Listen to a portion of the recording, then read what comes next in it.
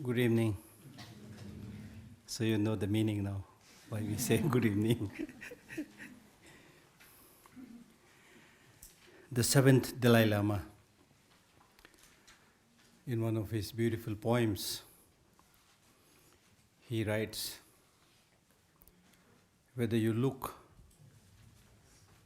to those people who are in the higher position or to those who are in the lower position, or those who are lay people, laymen and women, or to the monks and nuns, the only difference that I can see is that their costumes are different, their expressions are different, their haughtiness, some are very arrogant, some are less arrogant, some differences.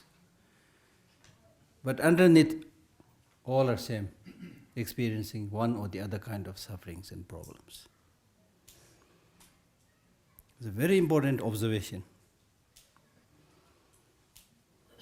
And I have seen this many times myself, and I'm sure you have seen this many times yourself. I wanted to just give you one example. It's a very interesting example. For example, when I check in a nice hotel, 5-star hotel or something like that, or when I take a flight, then when we meet at the lobby or waiting in the lounge, then people who come to stay in that hotel or who are going to take that flight, everybody pretends as a gentleman, gentlewoman. At the most they'll say, hi. I'm somebody, just as you are somebody, I'm somebody, kind of attitude. Not many smile, I'm somebody staying in 5-star hotel, see. I'm somebody taking a flight, see. So I belong to the higher category kind of attitude. Okay, all right. Then we take the flight. The flight is smooth, weather is nice. Still the same gentlemen and women, everybody just busy with themselves, not so interested in talking to others. Then the pilot announces, ladies and gentlemen, very soon we are entering the turbulent zone. Tie your belt. Then people show more interest towards each other. And when they finally enter the turbulence, everybody immediately looks much nicer, smiling.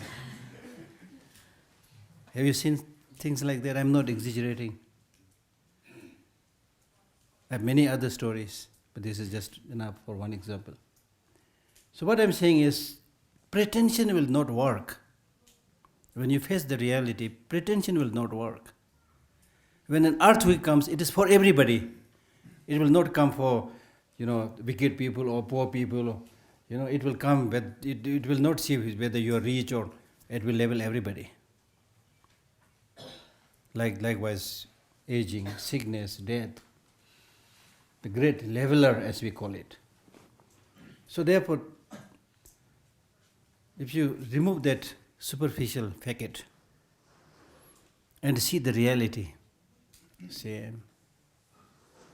And once you understand that, then you understand, okay, this person is pretending to be something great, but I know you.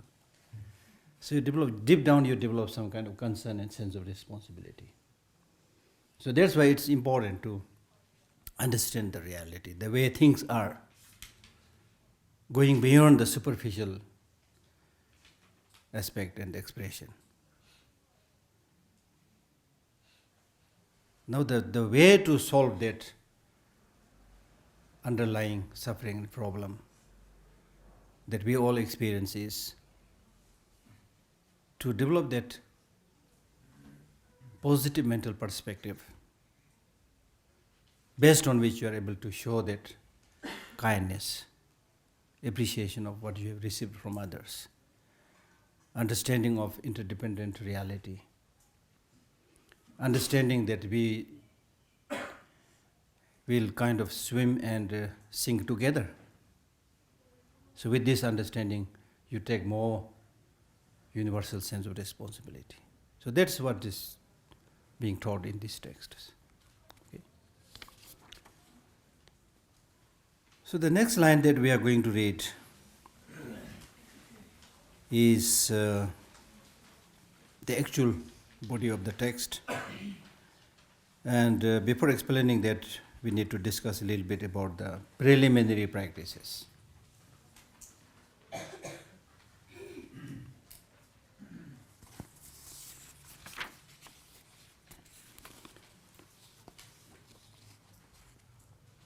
Initially train, so out of the 7 points, the first point is preliminary supporting Dharma practices. Supporting Dharma practices. That supporting Dharma practices means that you must have these preliminary practices. So the root text reads, initially train in the preliminaries. Preliminaries. Preliminary here primarily means reflecting about the preciousness of human life. Preciousness of human life primarily in terms of your great mental capacity to discern the reality, the capacity to distinguish between good and bad, which no other sentient beings have. And it's because of this great human intelligence, human mental power, that we call our life precious human life. But the fact is that this mental power itself is neither good nor bad. It's a given potential. So if you want to make your life precious human life, then you need to use this given mental power in the right direction, practicing the positive values, cultivating bodhicitta and so forth. Then your life really becomes precious human life. This is important because many people ask the question, Geshe, in your Buddhist text they say like it's very difficult to get the precious human life. But see, look at the population. The human population is expanding, exploding. So how can you say this is precious human life? In the beginning I had no answer. Oh, this looks like true.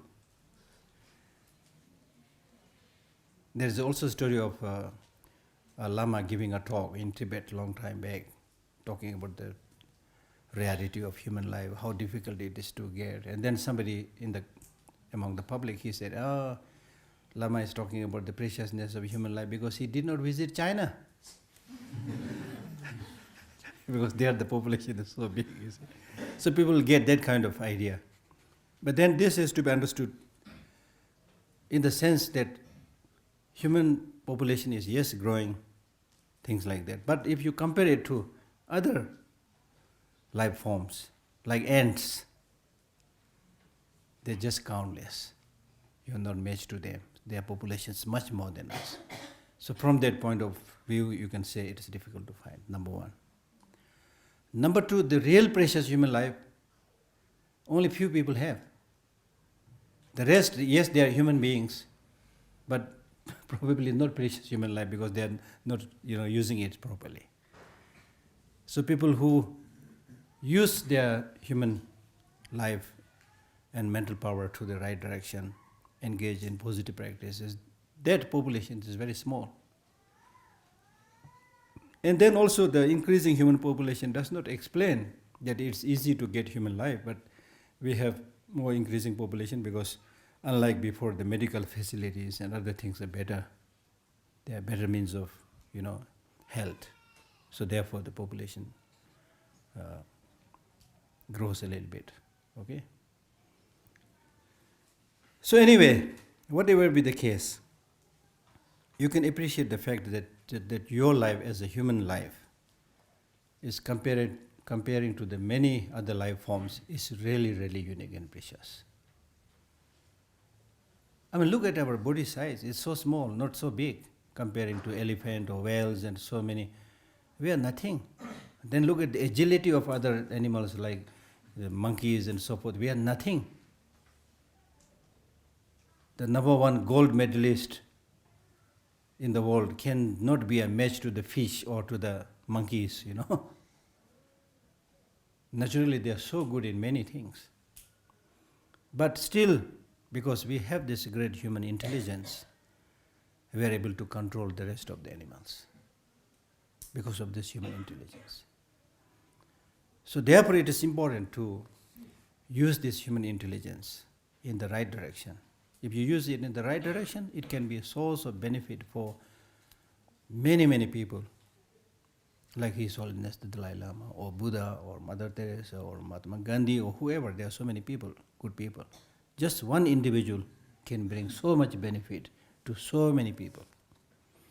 But if you misuse this human intelligence, then we have again a long list of people who again just one person brought so much suffering and problem to the rest of the mankind.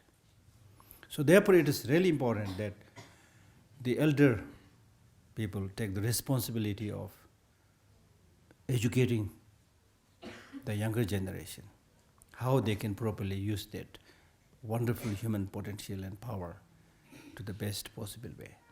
It's very, very important. So therefore, one point is to think about the preciousness of human life.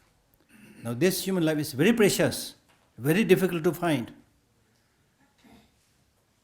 But having found this precious human life, if there is a guarantee that we are going to live a long, long life, healthy life, then okay. We can relax a little bit, have fun, and then gradually we can practice. If there is a certainty that we are going to live, say, at least 100 years or something like that. But not only death is definite, but the time of death is indefinite. It can come any time. So we cannot take it for granted and wait and think that I'll do the practice later on. We cannot wait. We are good in making appointments. Okay, 3 o'clock I'm meeting this person, 5 o'clock I'm meeting this person. But the Lord of Death will not come to you seeking your appointment. When do you want to die? It'll come anytime. Anytime. So it's important to repeatedly think about this. Not to frighten oneself unnecessarily, but to be realistic. Because once you remember that, like for example, if you are to travel tonight even to Delhi, you will not be sitting here listening to the talk. You may be already in the bus station or something like that, because you know that I have to prepare, I have to catch the bus, I have to be there in time. When you have that awareness, then you prepare so that your journey is smooth. So likewise, if we have that awareness of the death coming any time, then our life, life will be much, much more reformed. We will be more ethical. We will be more nice. Much more nice. It's very, very important. Normally we don't remember this, so therefore we keep on postponing, do the useless things first and most important things one day. That's why many people, first of all, they don't come to do Dharma practice. They don't come to teachings, thinking that, this is an old traditional way of doing things, let us have fun, do the modern way, the modern life. That's why many people say, I wish to do Dharma practice, but I have no time. Even here I met many young people, Geshe, I really want to come, but I have no time. It takes such a long time to go there, and things like that. So many excuses.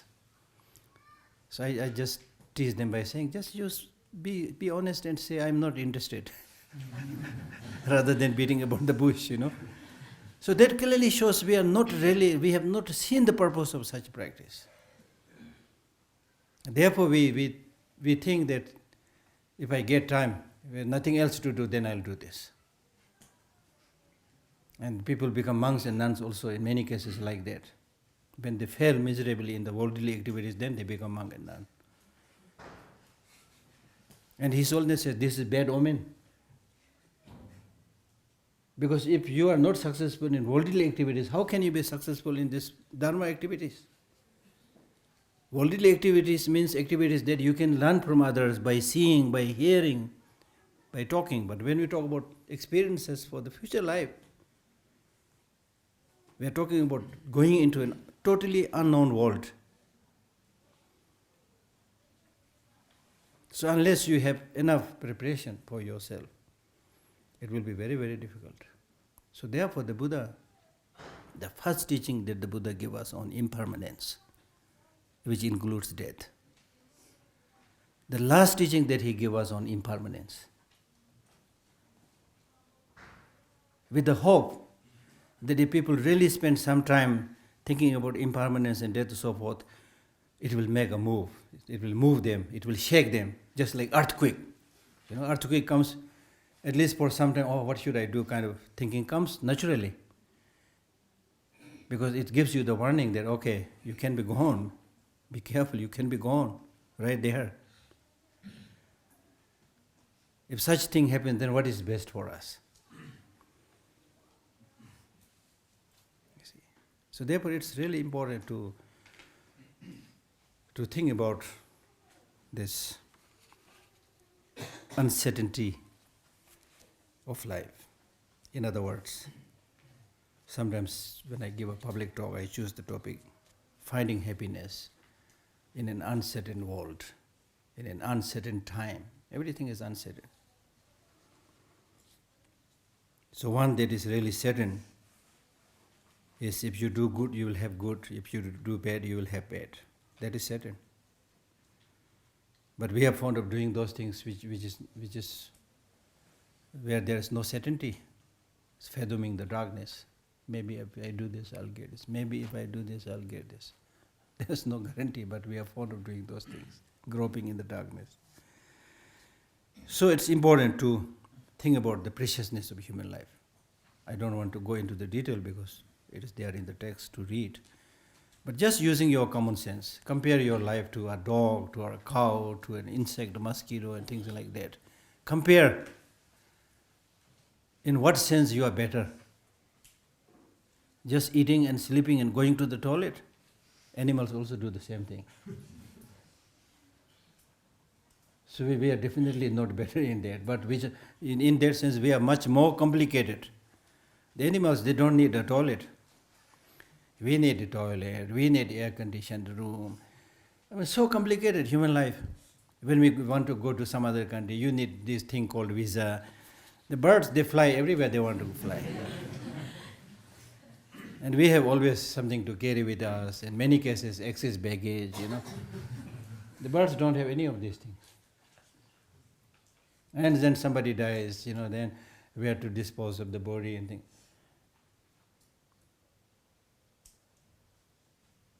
So while leading such a complicated life, it has to be useful.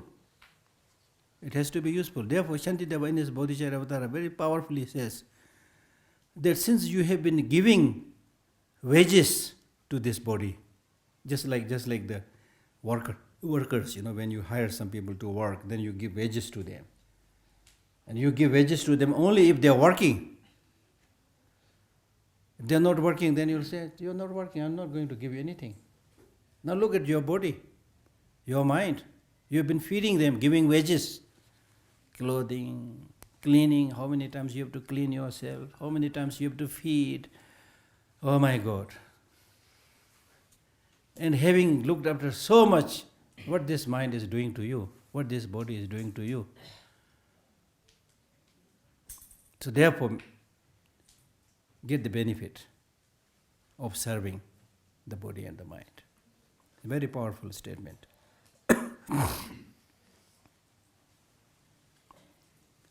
Second, as I said, even if you have,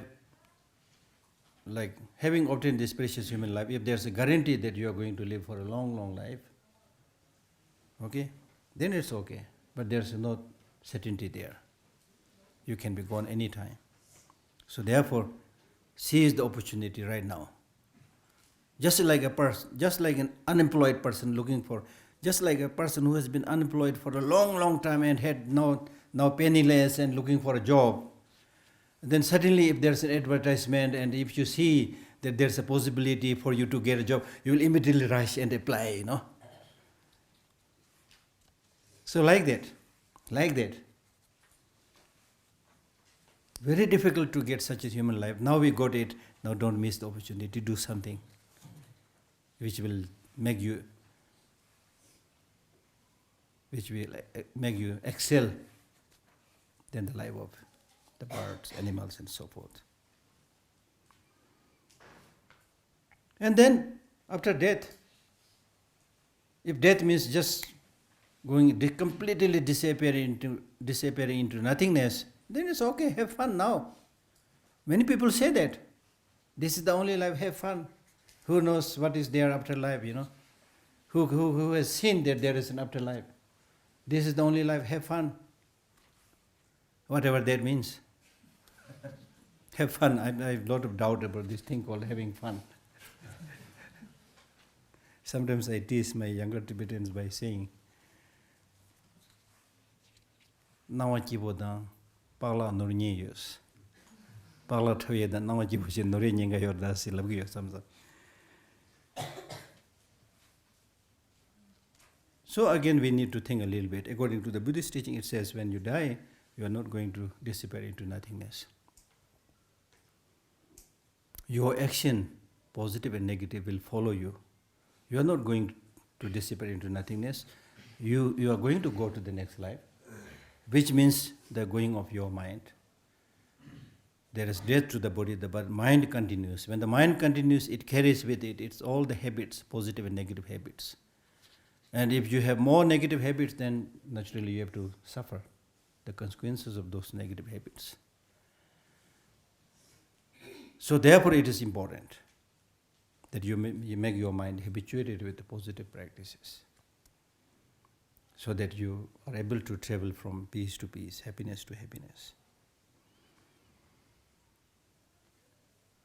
And the fourth preliminary practice is to think about the limitations of the samsara, the force of the samsara, khorva, cycle of existence.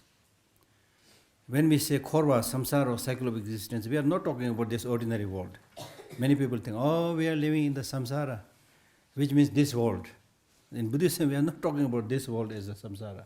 We are primarily talking about samsara to the state of your psychophysical aggregate. Your psychophysical aggregate is samsara.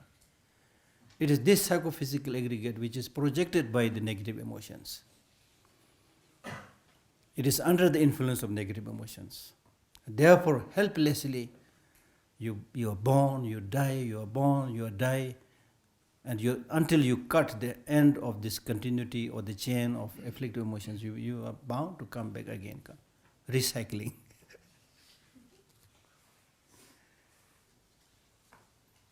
Okay?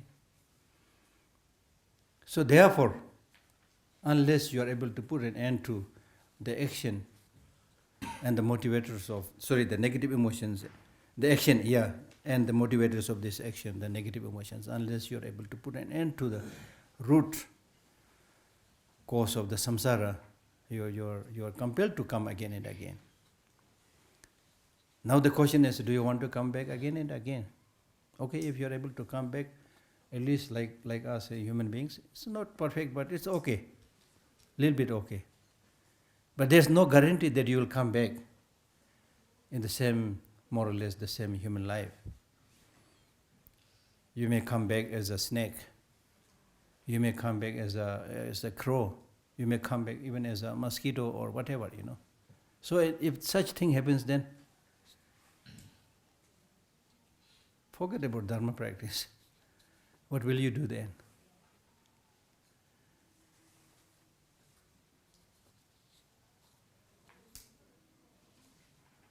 So therefore, thinking in these lines, having got this very wonderful human life, this is the time.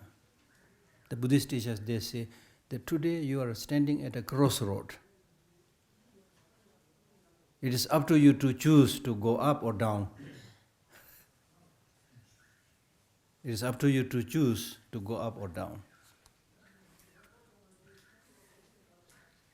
There is a joke which says that the so-called heaven may not be so pleasant and good, because even the famous lamas, when they die, they don't go rush into that state of heaven gladly, but they take few steps and then look back to the samsara, then few steps and look back to the samsara. So it may not be so pleasant. And then they said the so-called hell may not be so bad because everybody is rushing there. Everybody is rushing there. So that is the true picture. It is a joke, but it's a true picture. Because when it comes to doing the bad things, it's so easy. When it comes to getting angry, it's so easy. You don't need special meditation to get angry. You don't need special sessions to develop attachment. It comes spontaneously, naturally. And you are so good in that. Clearly showing that you are very strongly habituated in that. When it comes to practicing patience, compassion is so difficult. Because we don't try to practice it. You only talk about it. Don't try to practice it. It's very difficult.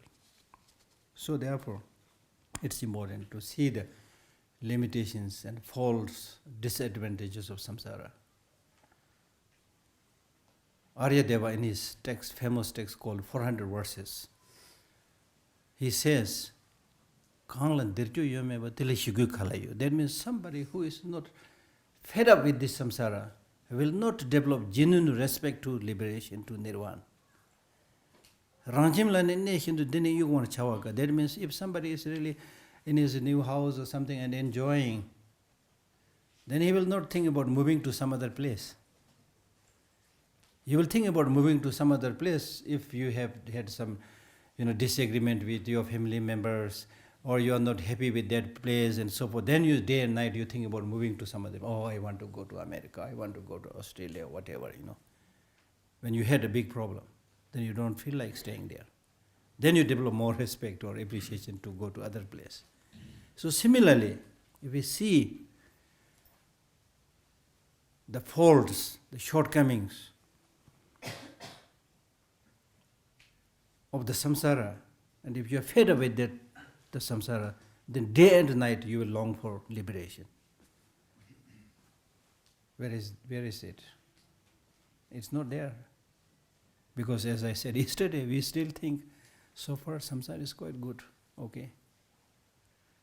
We do say samsara is bad. Deep down we are saying, so far samsara is okay. I went for shopping, so it was pleasant. I went for a picnic, it was good. Things like that. So there is no genuine feeling of fed up or discussion with the samsara. So it's important to really reflect about the shortcomings of samsara and think, what are you going to achieve with this ordinary way of life? I'm honest to spend some time to think about these things. Not just reading the text. Otherwise the text, say more or less, most of the texts are quite same. Although there are so many volumes you see in the Tibetan library and elsewhere, but if you know some of the meanings, most of them are quite similar. You don't have something new to tell you all the time. But this same perennial messages that is found in the teaching has to be practiced based on one's own capacity and time, as much as possible. So therefore I tell people that you should consider these spiritual practices as the national highway. National highway means there's the main road on which you will travel. Then other small errands that you need to run, small things that you do. These are like side tracks, You go a little bit here, but come back on the national highway. But normally we don't do like that. The national highway is the worldly pursuit, the material pursuit. Then the spiritual practice, when you have time. So that's why we are not able to achieve what we want. We are not making big progress. And only when there is an earthquake, only when you see somebody, your near dear ones dying, then for a few minutes you feel sad and start thinking a little bit. After that again, if somebody's husband dies or wife dies, then the husband or wife cry for a few days. Then after 3-4 months you get a new husband, a new wife. Forget everything. And especially in today's world, the materialistic world, people are really thinking that long-lasting peace and happiness will come from outside. If I have this wife, I will be happy. If I have this car, I will be happy. If I'm able to move to this house, I will be happy. Then they do that, go for that. Then, having married somebody that they liked, having moved to a house that they liked, having bought the car that they liked, again, of course, there's a limitation. Then they say, oh, this wife is not working. This house is not working. This car is not working. So I change it. And it's sure that I'll get happiness from the next wife, the next house, next car. And they go for the next one. Again, the same. So they keep on changing the furniture, changing wife, changing husband, changing house, until they die. I'm not making a joke. That's why like places like America, it's 50% divorce is taking place. I'm not exaggerating. So therefore the Buddhist teaching is saying, no. Happiness has to come from within, not from outside. So it's important not only to read the text, but relate it to real life and see how far these teachings are true. So, whether you do this meditation on the preciousness of human life, or impermanence, or karma, or faults of samsara, it should be done in two parts: meditative session and post-meditative session. And when you do the meditative session also, then the beginning of the meditative session, the actual practice, and the conclusion. So the beginning is that you do the six preparatory practices. Whichever of this meditation you are going to do, you start by doing the 6 preparatory practices. And then, during the actual practice, then you should spend time reflecting in detail about each of these topics, which we have no time to explain here, so I'm going to go down a little bit. And then finally the conclusion. Whichever practice you are doing, then conclusion. During conclusion, then you make the needed wishes and prayers, like the Aryabhadra prayer and so forth. So it is in this way that you should be able to do 6 session practices, 3 times a day, 3 times a night, or at least few times in a day. As I said yesterday, for the food to the body, you need to eat many times. So similarly, spiritual practice also, you need to do many times. If you don't feel like doing the 6 session practice many times, then you should remind yourself by saying, okay, then I will, if my mind is not willing to do the 6 session practice, then I will also reduce my food consumption. Have only breakfast. Be honest with both the body and the mind. Okay? Then having done that, then during the post-meditative session. Post-meditative session is actually very important. Because when you're in the meditative state, you really look like a good practitioner, Nobody's disturbing you, you are meditating on impermanence, karma and so forth, and you feel inspired and you look good, But when you get up from this meditation and mix with these unruly people, then problem starts. And I have that personal experience. Before I was translated to His Holiness, when I was studying in the Institute of Buddhist Dialectics, of course I go to attend His Holiness teaching. I take my pen and pencil and listen carefully and do the take the notes. I get so inspired and I must do something, do rigorous practice. Very inspired. You know how long it lasts? Until to the door of the temple. This is my real experience. I'm sure you have that experience. As soon as after the teaching, as soon as I step out of the door of the temple with this huge flood of human beings, it really looks like saying, Geshe-la, welcome back to the same familiar world. That's the problem, you see. So it's important that you should all, especially the young people, you should make it a habit to keep some texts with you.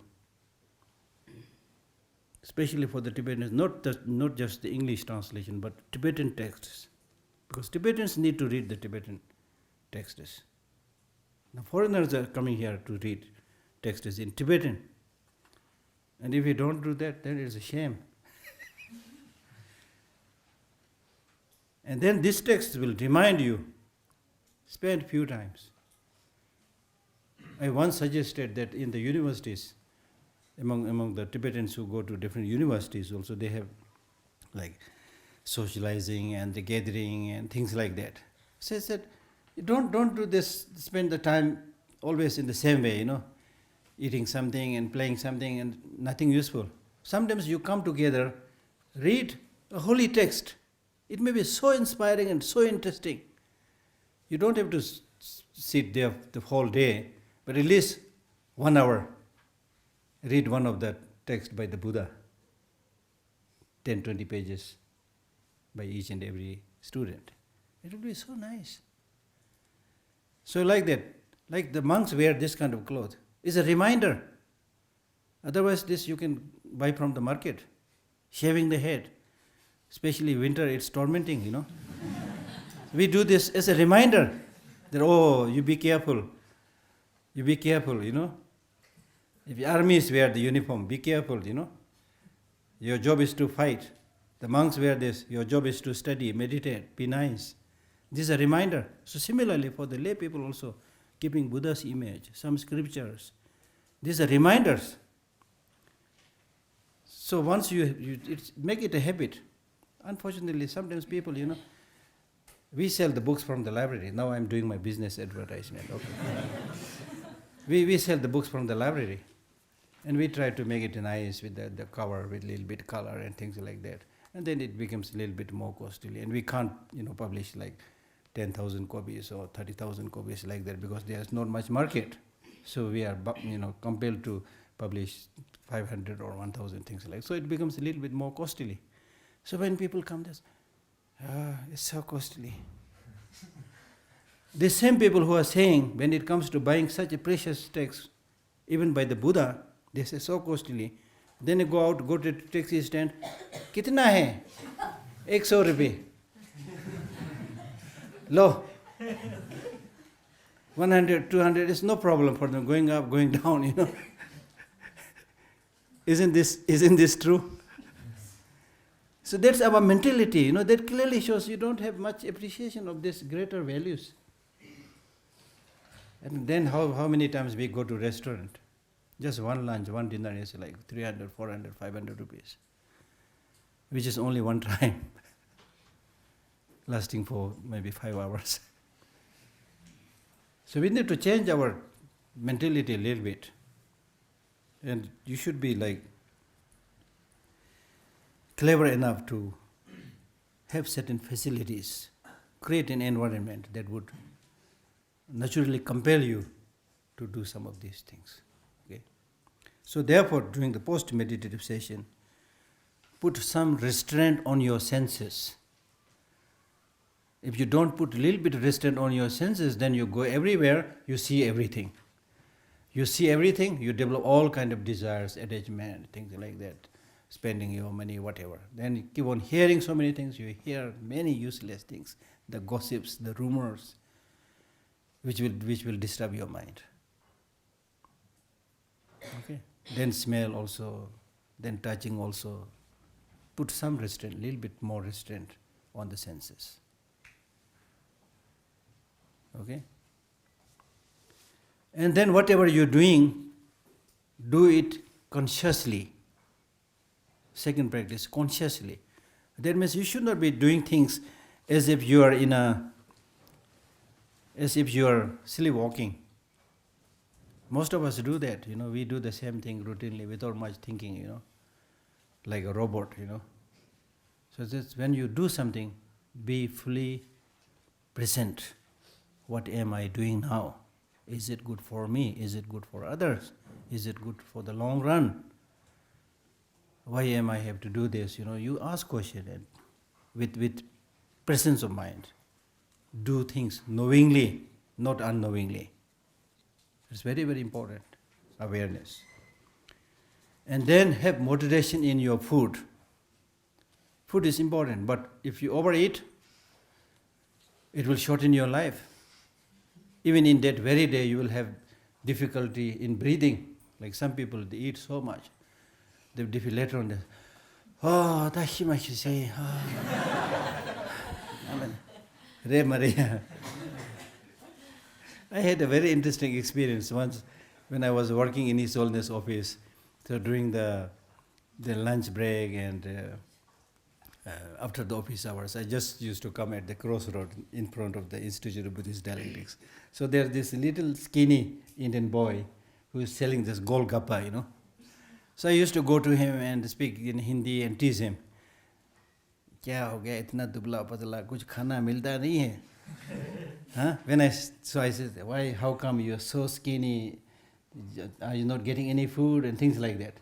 You know what he said? बीमारी खाने से होता है, ज़्यादा खाने से होता है, कम खाने से नहीं होता है. This little boy, he said, most of the sicknesses are by eating too much, not by eating less.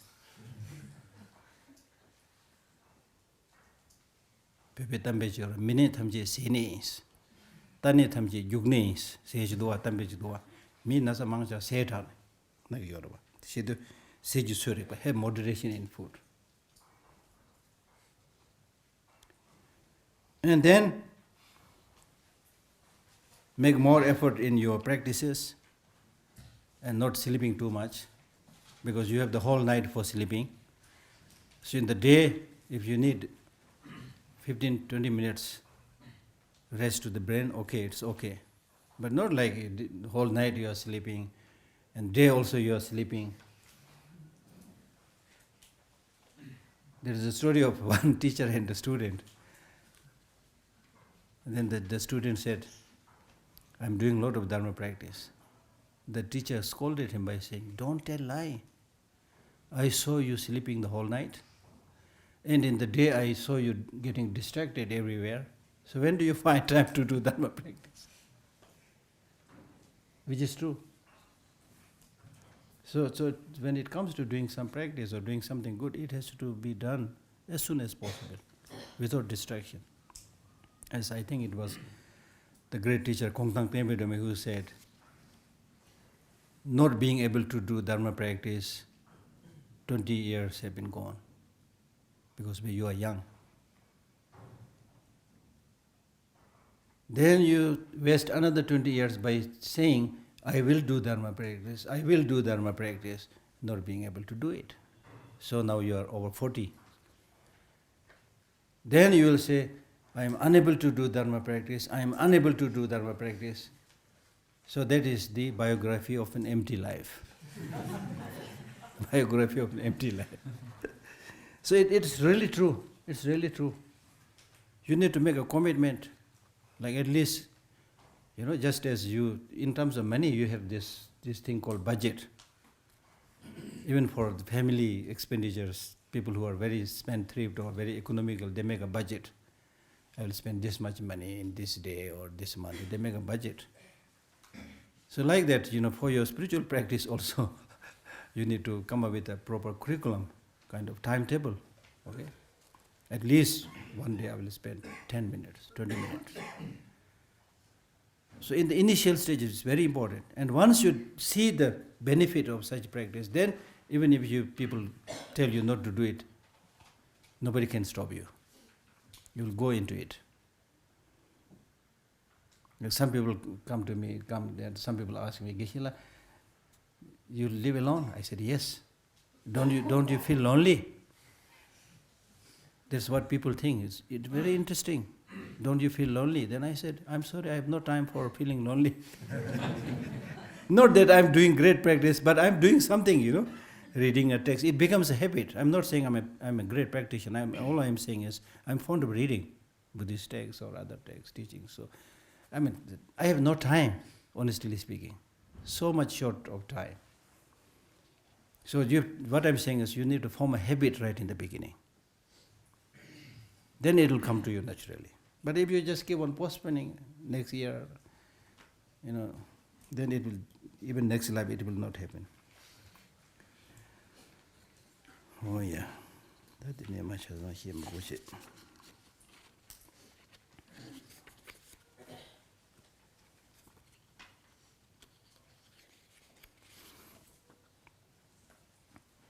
And especially in the text says, this human life is very precious, because whether you want to do sutric practice or you do tantric practice, whether you want to achieve liberation or to achieve enlightenment, there is no life in the whole universe which is better than human life. Okay? And Shantideva in his Bodhicharyavatara says, having found this precious human life, if you do not make your mind habituated with the virtuous practices, then there can be nothing more deceiving than this. There cannot be anything much more ignorant than this one.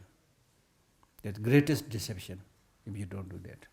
As I said yesterday, don't cheat yourself. Stop the cheating.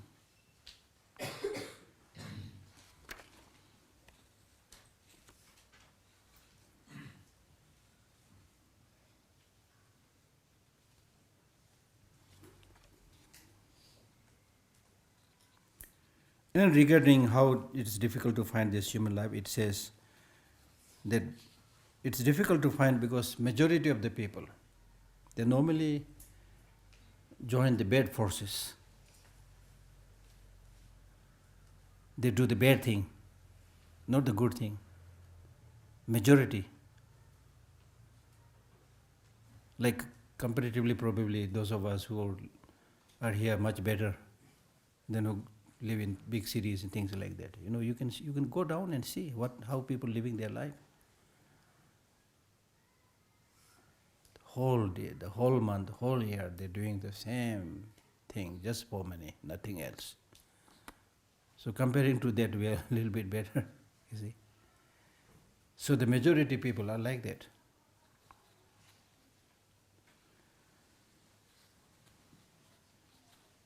And with negative ways of life, if you don't actualize human life, don't achieve human life, and then you will end up doing all the negative things, and there will be no choices at all. If you're born like a lion, all it will do is killing animals. Okay?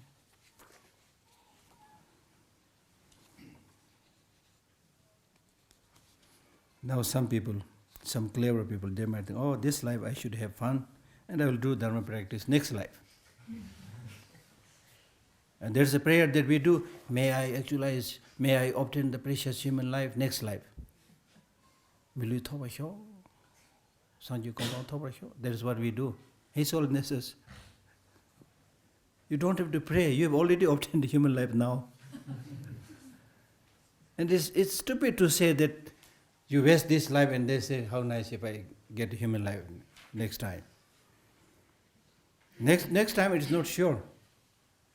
Right now you have already obtained human life. So make the best use of it.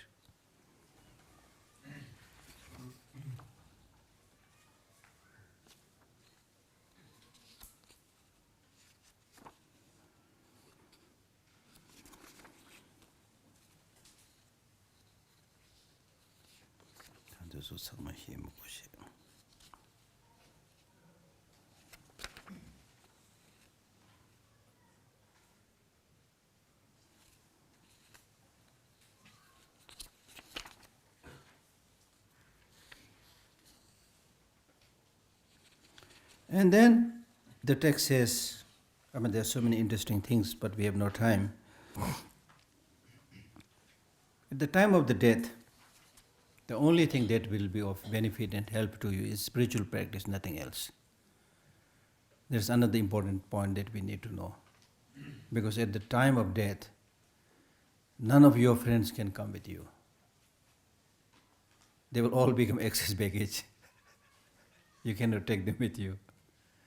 Your material belongings, your name, your fame, nothing can come with you. Even this body that you have now, you cannot take it with you. The body that you looked after so much, you cannot take it with you. Sometimes I jokingly tell people that the real tight security check will be there at that time. If you plan to take your body, just no, leave your body behind. You might be hiding something there. So it's very clear to all of us, we cannot take our body with us. So just like a string of hair pulled from a lump of butter, it's only the mind, the consciousness, which will go to the next life. And how good that mind will fare in that journey is dependent upon what kind of habit you have formed, positive or negative. I don't have to really explain much about this. And then about the karma also I'm not going to explain much. A little bit about the faults of the samsara. Out of the many faults of the samsara, one fault of the samsara is that there's no certainty in the samsara. Like enemy becomes friend, friend becomes enemy. There's no certainty, really.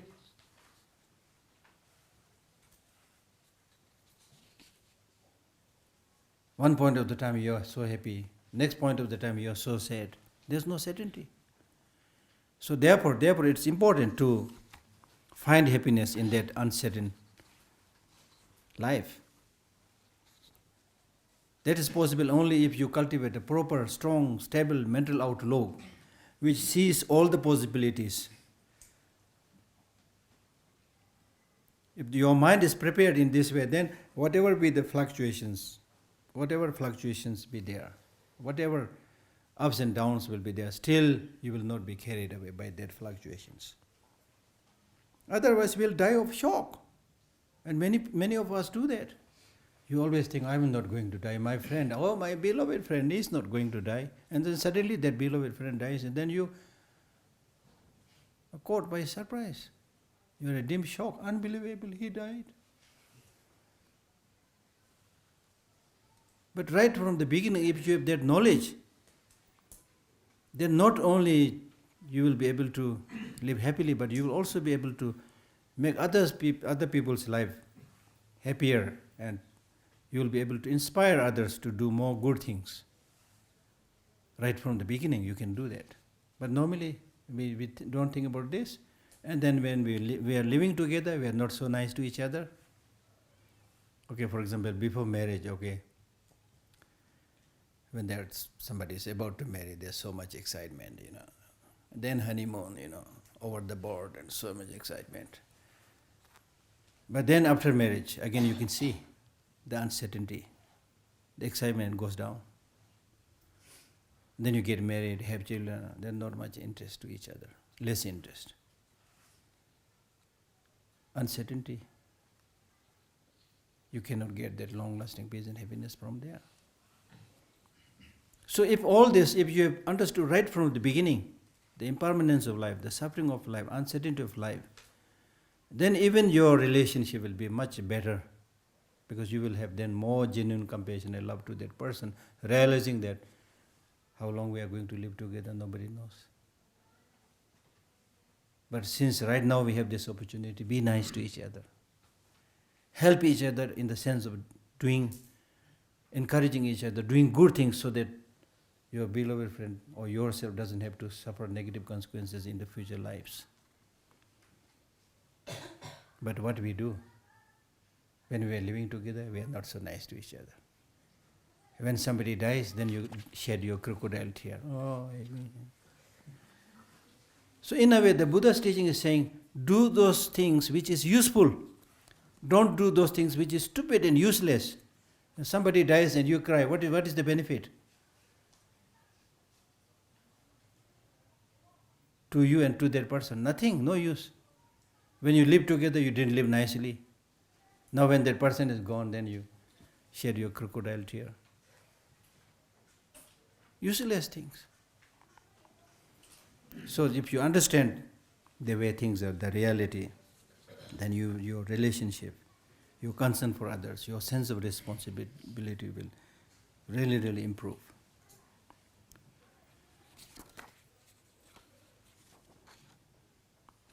And then this next fault is fault of having no contentment. Having no contentment. That means forget about many lives. In this very one life, for example, how many buckets or bottles of water you drank until now? No satisfaction, still you have to drink. How many cups of tea you have drunk already, if you put them all together? Many, many buckets. Still there's no contentment. So that's the fault of the samsara. And the so-called happiness that we get in the ordinary world, it will never give you contentment because it is mixed with suffering. It is contaminated happiness. So therefore we are talking about achieving liberation so that you are able to achieve stable, reliable happiness, a happiness from where there is no falling back. So what we are experiencing right now will not give you long-lasting satisfaction. And particularly with the enjoyment of the sensual objects, there's no contentment. And because there is no contentment, we unnecessarily suffer. And in this context, sometimes I tell people that, okay, how many shoes you have? To be more on the practical side. Many people have like 40 pairs of shoes. Or 20 pairs of shoes. How many legs you have? Only 2. Why you have so many shoes? Because the advertisement says that you need one for rock climbing, another for jogging, another to go to bathroom. And then in this way you collect so many pairs of shoes. And some of these pairs of shoes you will never use in your life. It has been lying in your cupboard or box for the last 10, 20 years. Now I'm telling you my experience. You have to share your experience, Be honest, Because my sister always sends me shoes, So that's the thing, I'm not now just talking about shoes. Then how many shirts you have, how many pants you have. You are not in need, but still keep on buying. Even though you know there's not enough space for you to keep all those things. On an important occasion you want to wear the best clothes, you are not able to find it, Oh, I kept it somewhere, somewhere down, Oh, what a headache. So therefore you can clearly see this really make your life like much more complicated. And wastage of money. And most of us don't have enough money, but still we have wasted so much money for useless things.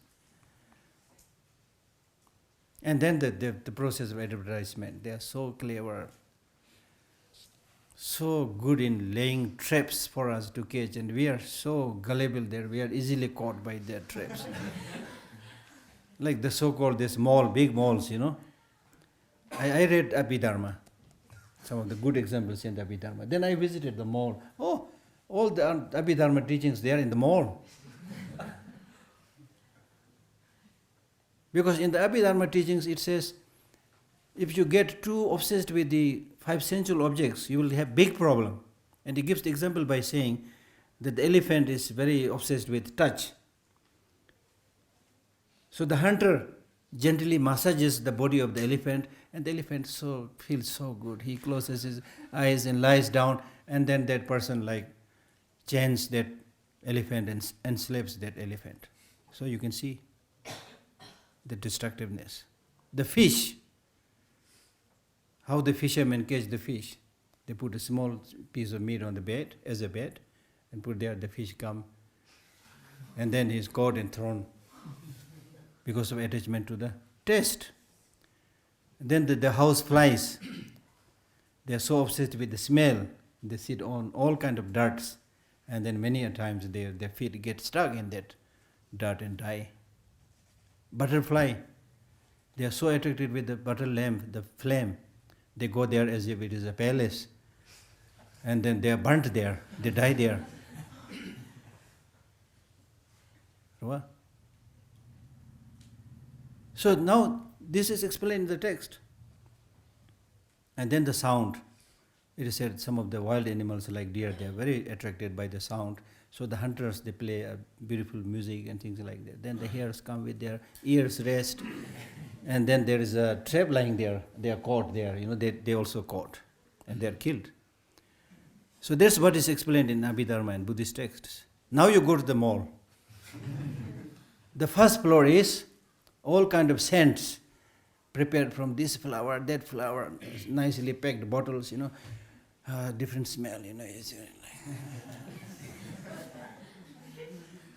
then you get it entrapped there. You have to spend a chunk of money for this scent, perfume. I'm not exaggerating. I've seen this. Go to the next floor. Let us say restaurant. Taste Japanese food, Chinese food, American food. It's all there. And then many of these restaurants, they are so clever. They will even dim the light. They give you a big plate with a little bit of lentil soup, charging exorbitantly or something like that. Charging highly. And I say, oh yes, 5-star hotel, yes.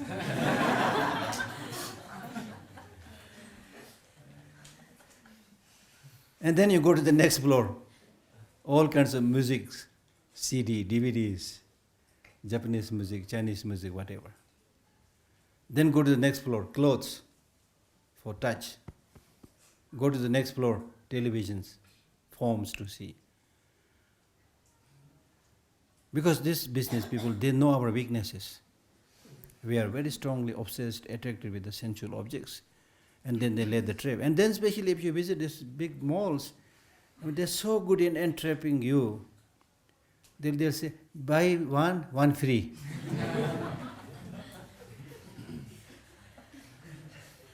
Have you thought about those things? Once I was reading a magazine on my flight from, I think, Germany or somewhere. I was reading a magazine which talks about a very interesting thing that we experience when we do the shopping. It's called shopping coma. That means when you visit a big mall and market, then you see all these nicely arranged things, and then you lose your sense of judgment, and then you move like a zombie here every hour. And there is somebody already moving in front of you with a basket, putting something, Oh, you should also do like that. Okay, you pick the basket and something. And you don't have sense how much money you are paying because you are paying through the plastic card. And you are not sure how much money is there in your plastic card. You see? You go there, then buy one free. Okay. Maybe next time I need it. Maybe for my friend I need it. So therefore what I'm really saying is that unless you put some restraint to the dictates of the senses, it will make you materially poor and spiritually poor. That's what I'm saying. So it's important to analyze what are you doing, where are you going, what are you thinking, and so forth. And then another fault of the samsara is that once you are in the samsara, you have to die again and again. There's no choice. Even if you go to the best hospital, to the best doctor, nobody can postpone your death. Even if you are great, the world's number one runner in the world, and if the death is coming, you want to escape and run, not possible. Even if you're a great diver, and dive into the depth of the ocean and hide there, no, not possible. There's a story at the time of the Buddha when there was a fighting going on and much killings were happening. And then one person, he came and hid himself under the robe of Buddha, or the begging bowl of Buddha, something like that. And when the fighting was over, so many people dead, and then this person was also dead there. When the time comes, you die like that. And I've seen, when I was in school as a student, I've seen one morning we were doing exercise. There was one very robust, girl, and she just fell and died. When she was running, she was very healthy. So that's the thing, you see. So that's the nature of the samsara. And then the fault of ups and downs. So much ups and downs. Today happy, tomorrow unhappy, today rich, tomorrow poor, So if you are not mentally prepared, you are going to suffer terribly. But if you have this understanding that these are the part of the deal of the samsara, then if you hear very good news today, then you say, okay, it's good, but tomorrow there may be bad news. You feel happy, but not get too excited to the extent that you will burst out. Otherwise, normally when we get news, we are over the board, as we say, over the moon. You're so excited, you become proud. I didn't. And next time there's a bad news, you completely deflated.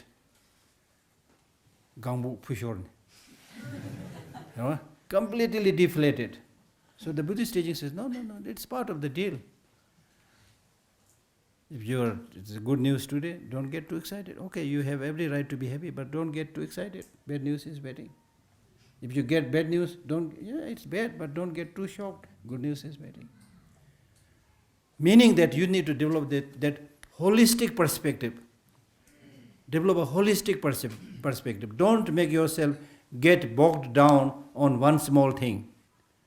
Like some people, when they experience some difficulty, some problem, they have this tendency of spending their whole energy just focusing on that misery. I am the most unfortunate person in the world. How come nobody is suffering except me? Even when they get a headache, they think like that.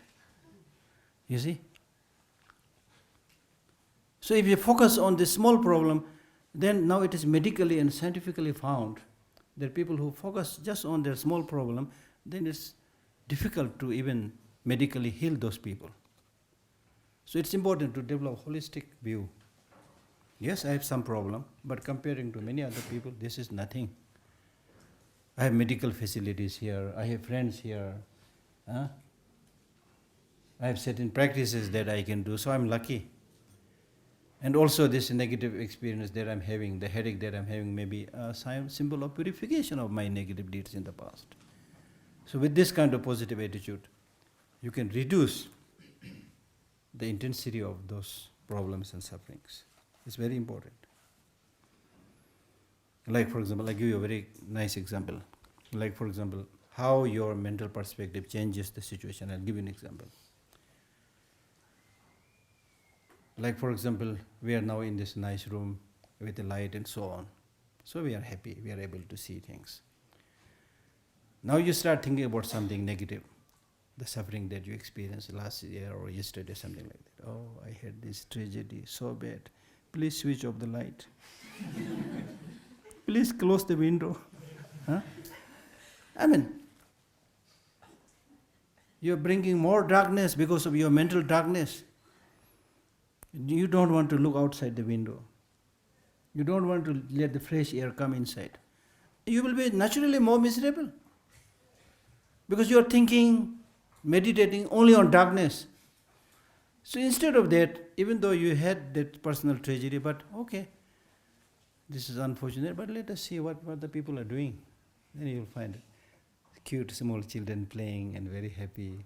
Flowers are there, different kind of flowers are there. There are nice people are there, having nice lunch, dinner, whatever, Oh, what I am experiencing is not the whole truth. There are so many other good things, you see. So it's important to see the larger picture. Because you may have this problem, you may have this failure, but that is not your whole story. You have so many other areas where you are good, where you are successful. And I think this time or some other time I give you this example. For example, if there's a person who had lost his left hand. Now if you keep on thinking about this missing hand for the rest of your life, I am so unfortunate, I don't have the left hand, I don't have the left hand. And with this process, if you forget the right hand and don't use it, it's real tragedy. So instead of thinking this missing hand, okay, I don't have this left hand, but I have the right hand. There are many people who don't have both the hands, both the eyes. So comparatively, I'm lucky. And in fact, the right hand is the stronger one. If you think like that, I have visited this big lepers colony in Madras, which is the headquarters of the leprosy, treatment, lepers treatment. There are over 70 centers for people suffering from leprosy. So there I saw these people to have all like lost their fingers. But it's very cheerful still. Some of them are without this finger, they're trying to make some chair, or even some of them playing like, carom and things like that, you see. And I saw one from Tibet whose hand was missing up to this point. And with this stump, he was using this stump for painting. Meaning that if you don't lose your hope, you can do so many things. Now in the West, you see the disabled people, they are playing fantastic sports, So therefore it's important to always maintain that larger perspective. I'm sorry, I overstate. So I'll stop here. Thank you.